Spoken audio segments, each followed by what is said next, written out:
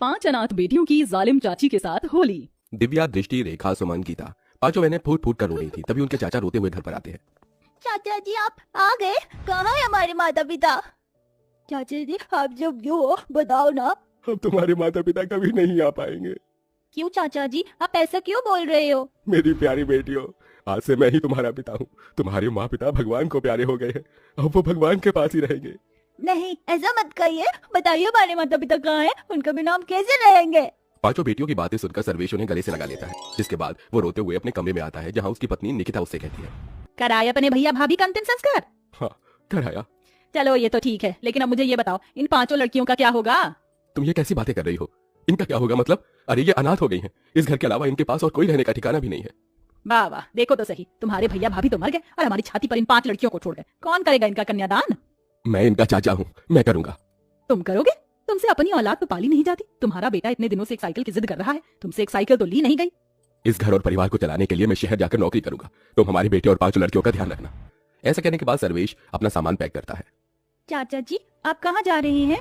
तुम 5 अपना ख्याल रखना, मैं शहर जा रहा हूँ काम के लिए। सर्वेश उनकी शादी के लिए पैसे जोड़ने शहर चला जाता है। इधर उसके जाते ही निकिता अनाथ बहनों के ऊपर अत्याचार करना शुरू कर देती है। अभी ये मेरा मुंह क्या देख रही हो? इस घर में तुम्हें फ्री पॉकेट की खाने को नहीं मिलेगी। चलो जल्दी जल्दी काम करो, घर में बहुत काम है। चाची जी आप हमें बता दीजिए कि क्या क्या काम करने हैं, हम सारे काम कर लेंगे। लेकिन हमारी ये 2 छोटी बहनें हैं, इनसे काम मत करवाइएगा। रोटी की कमाई हर किसी के लिए बराबर है, इसलिए तुम 5 को ही घर के काम करने पड़ेंगे। रेखा, सुमन तुम जाओ और खाने की तैयारी करो। और इधर सुन गीता, तू घर की साफ सफाई कर। इसमें तेरी 2 छोटी बहन है, तेरी मदद करेंगी। मैं थोड़ी देर आराम करने जा रही हूँ।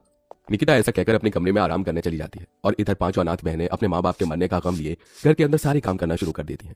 सब्जी बनाते हुए रेखा का हाथ जल जाता है। दीदी मेरा हाथ जल गया। अरे भगवान ये क्या हो गया? चल तू इस पर कोलगेट लगा ले, थोड़ी सी ठंडक मिलेगी तुझे। सुमन रेखा के हाथ पर कोलगेट लगा देती है। जैसे ही निकिता ये देखती है, वो फौरन सुमन के मुंह पर एक जोरदार तमाचा मारती है। क्या हो रही? कोलगेट क्या तेरे माता पिता यहाँ रख कर जा रहे हैं, जो लाडो रानी प्यार प्यार में अपनी बहन के हाथ पर लगाई जा रही है? रेखा का हाथ जल गया था चाची, बस इसीलिए। आइंदा अगर मुझसे बिना पूछे कुछ काम किया तो जिन हाथों से काम करोगे उन हाथों को ही तोड़ दूंगी। ऐसा कहकर निकिता चली जाती है। जैसे तैसे करके दोनों बहनें खाना बनाती हैं। खाना खाने के समय उसका बेटा निखिल कहता है, माँ कैसा खाना बनाया है, कितना बकवास है। निकिता सारा खाना फेंक देती है। तुम नालायकों को तो खाना बनाना भी नहीं आता, जाओ दोबारा से सही से खाना बनाकर लाओ। इस तरह निकिता दोबारा से उन बेचारी अनाथ बहनों को खाना बनाने के लिए भेज देती है। दोबारा खाना थोड़ा सही बनता है, इसलिए दोनों माँ बेटे खाना खा जाते हैं और उन 5 के लिए कुछ नहीं बचाते। बहुत जोर से भूख लगी है दीदी, मुझे भी बहुत जोर से भूख लगी है। तुम यहीं रुको, मैं चाची जी से खाना लेकर आती हूँ।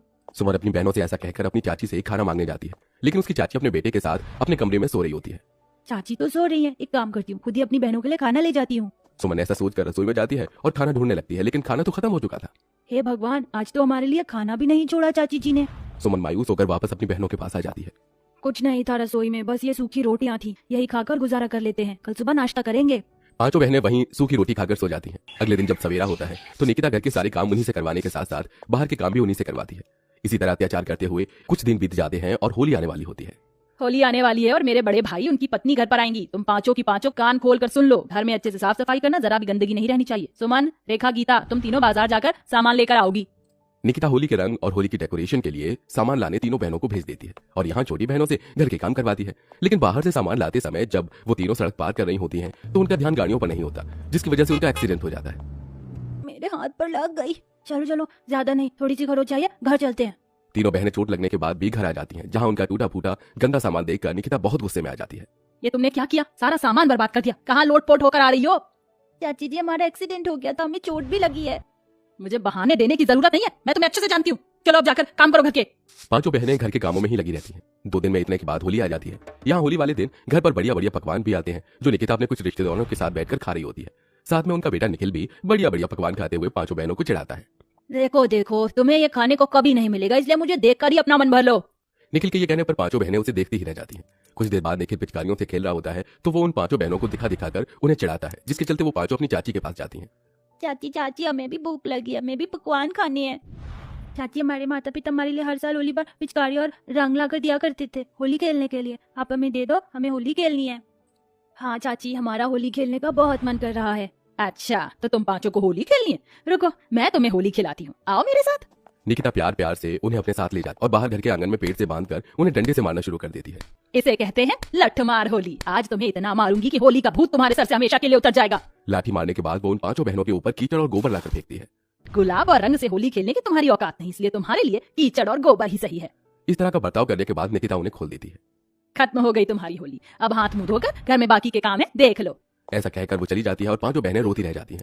कुछ ही देर बाद निकिता होली खेलने की वजह से भीग जाती है। वहीं उसका फोन भी स्विच ऑफ होने वाला होता है। वो घर में चार्जिंग पर अपना फोन लगाने आती है। उसी दौरान उसे बहुत तेज करंट लगता है। ये देख 5 बहनें उसे बचाने के लिए उसका हाथ लकड़ी से मारकर बोर्ड से छुड़ा देती हैं। चाची जी होश में आइए, आपको कुछ नहीं होगा। चाची जी होश में आने की कोशिश कीजिए। तभी निकिता को होश आता है। ये सब देखने के बाद उसे अपनी गलती का एहसास होता है। कुछ देर पहले ही मैंने तुम्हारे पर इतने अत्याचार किए और जब से तुम इस घर में रह रही हो तब से ही मैं तुम्हारे ऊपर अत्याचार करती आ रही हूँ, लेकिन फिर भी तुमने मेरी जान बचाई। इसका शुक्रिया अदा मैं तुमसे कैसे करूँ। निकिता 5 बहनों से माफी मांगती है। उसी समय सर्वेश आ जाता है। 5 अनाथ बहनों के लिए वो नए कपड़े और होली के रंग लेकर आता है। लेकिन निकिता अपना सच छुपाना नहीं चाहती थी। वो सर्वेश को सब बता देती है कि किस किस तरह से उसने 5 बहनों के ऊपर अत्याचार किया। मैंने तो जिंदगी में कभी नहीं सोचा था कि तुम इतनी बुरी औरत हो सकती हो। निकल जाओ इस घर से, मैं अब तुम्हारे साथ नहीं रह सकता। नहीं नहीं चाचा जी, चाची जी को माफ कर दीजिए, हमने भी उन्हें माफ कर दिया है। 5 बहनें एक ही बात कहती हैं, जिसे सुनकर सर्वेश भी निकिता को माफ कर देता है और उसे दूसरा मौका दे देता है। अब निकिता 5 बहनों की अच्छे से देखरेख करती है, जिसके बाद वो 5 अनाथ बहनें उस घर में खुशी खुशी रहने लगती हैं।